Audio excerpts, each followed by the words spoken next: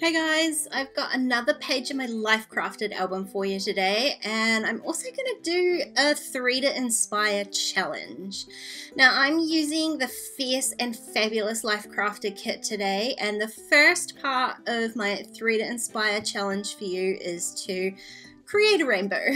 If you know anything about me, you'll know that I'm a little bit rainbow obsessed, and that's what I'm going to create today using some of the pattern papers in the Life Crafted kit.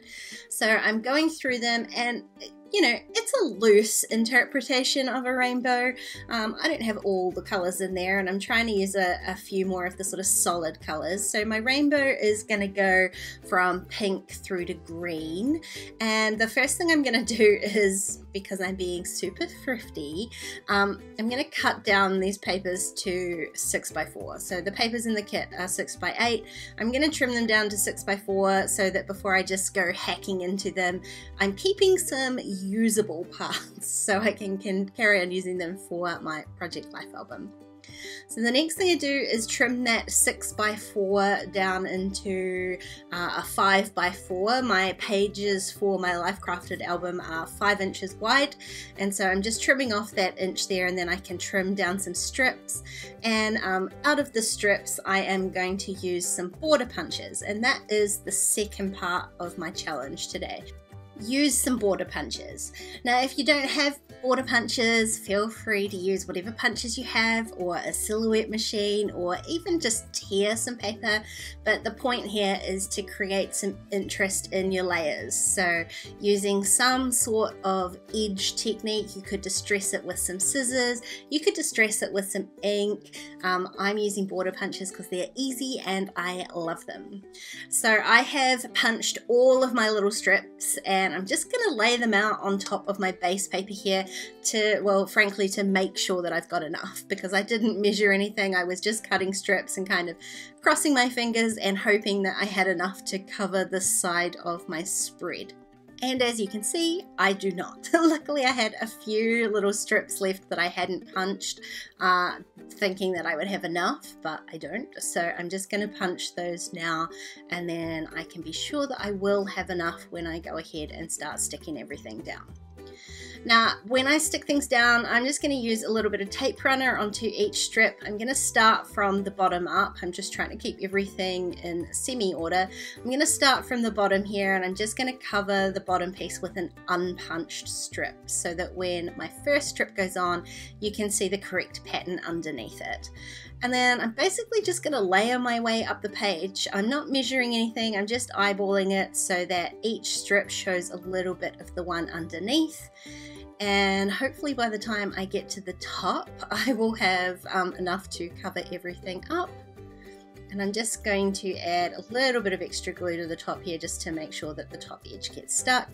And then I can go ahead and just trim off any extra that is overhanging, because I wasn't particularly neat while I was doing this. And that is my layered rainbow border punched page all done. So I've got my photo, and I'm just going to mount it on a little bit of craft foam to give it some, just a little bit of height, not a lot, but just a little bit. I do want it to be able to stand out from the paper, and the thing I love about these albums is it doesn't matter how much dimension you give it. Now the third part of my challenge today is to stamp a title, and that's exactly what I'm going to do with this new solid and outline alphabet and number stamp. So this is in the Citrus Twist shop now. I love it. It's tiny, it's cute, and it has both the outline and the solid for this alpha. So you can do what I'm going to do here, which is to stamp the outline alphas first, and then I'm going to fill in these alphas with the solid shape in a slightly different tone of ink. So I've just set up my thicker guide here on my desk with a bit of washi tape just to make sure that I can get this stamping straight and as centered as I possibly can. You can see I've set the center mark of the ruler there in the middle of the paper, and I can just work my way from the middle out on both sides. Now I'm writing 3 different lines for my title here, and I'm going to use 3 different colors of ink. I'm going to start with pink, then move down to an orangey coral color, and teal at the bottom. And these colors all echo the rainbow, the very loose rainbow on the right hand side. So it's going to tie both of these pages together.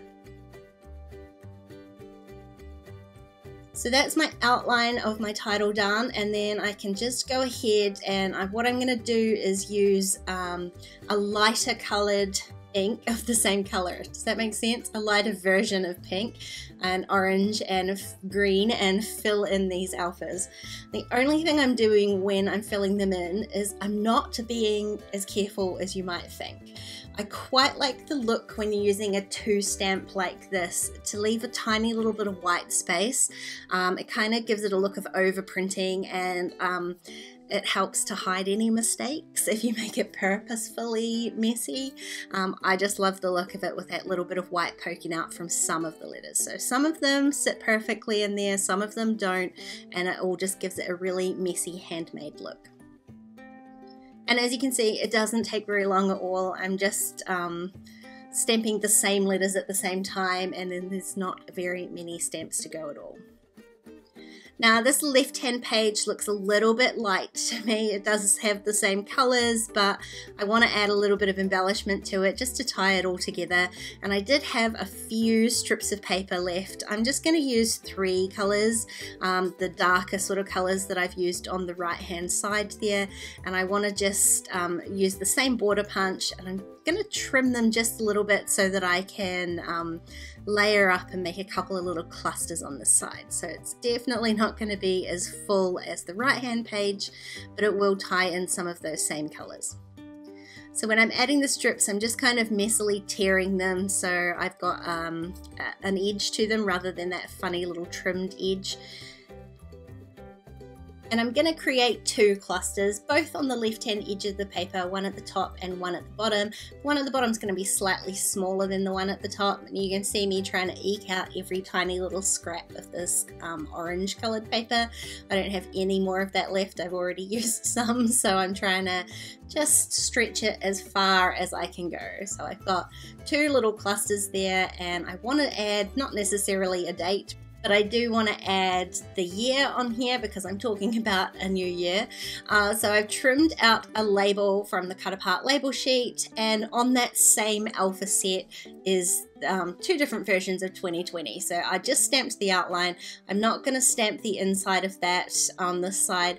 I want it to be there but not be, you know, too visually overwhelming.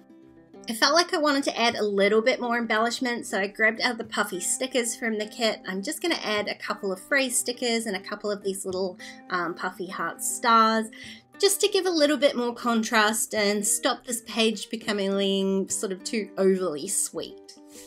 Now the last thing I want to do is add some journaling to this page, and I decided to do that with my typewriter and some vellum. So I just ran the vellum through my typewriter. I've made sure that the little strip that I was typing on is the same width as my title. And then to attach that to the page, I'm going to use my sewing machine. Now I decided since I had the vellum out, what I would do is carefully peel up my photo here and just mount that on some vellum as well. It's going to tone down the colors behind my photo and just help it stand out a little bit, plus again tie these 2 pages together.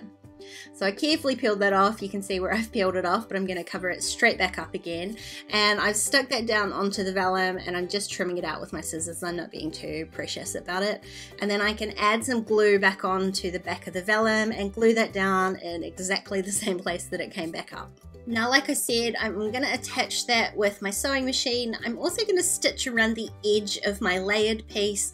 It serves 2 purposes. Again, it ties the 2 pages together, it adds a little bit more texture, but it also makes sure that all of those little strips are stuck down and are not going anywhere.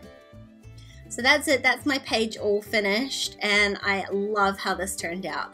Don't forget to check out the blog for all the details on the challenge, and if you take it on, post those pages over on the Facebook page.